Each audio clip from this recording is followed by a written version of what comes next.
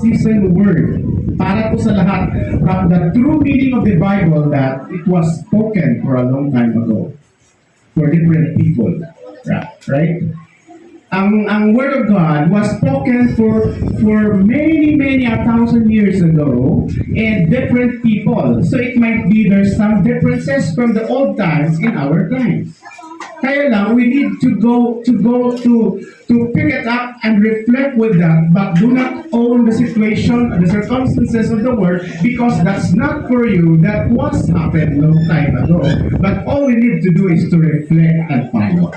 So yan yung word. Kaya yung studying the Bible is not easy. Why? Because you are bringing back the mindset and brain of human being to the previous and the oldest history of time, the time of Jesus. Kaya ang gospel, it's all about the life of Jesus. And kung i-summarize natin ang Bible, Matthew, Mark, Luke, yan, is talk about the perception of Jesus Christ in different authors. Matthew, Mark, Luke, and John. That is why when Jesus mentioned in Matthew like a morning star, like the Son of God, it's different outlook of the different speaker. Pero isa lang ang nilalaman. That's the gospel of the Lord Jesus Christ.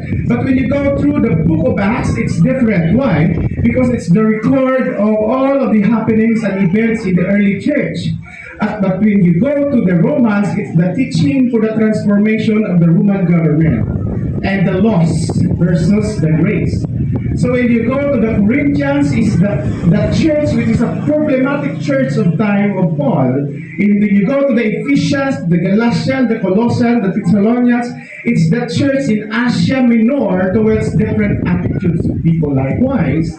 But when you go to the Ephesians church, which is your theme today, it's the powerful and most majestic and most organized and most disciplined church in the whole churches that Paul was serving. It's the Ephesian church.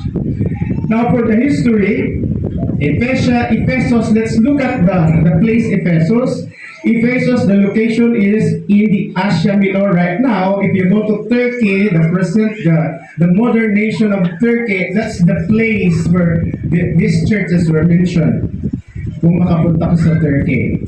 Then, ang lugar na ito was a center of trade and industry kasi ang location niya, makita siya sa along the coastline, kaya yung communication system is mabilis. So therefore, siya ay isang center ng business and transportation. To remain pure. Ganda, no? Titans. Bakit? Kasi ang kasalanan daw panlabas lang. Hindi daw tumatago sa puso ng tao. True or false?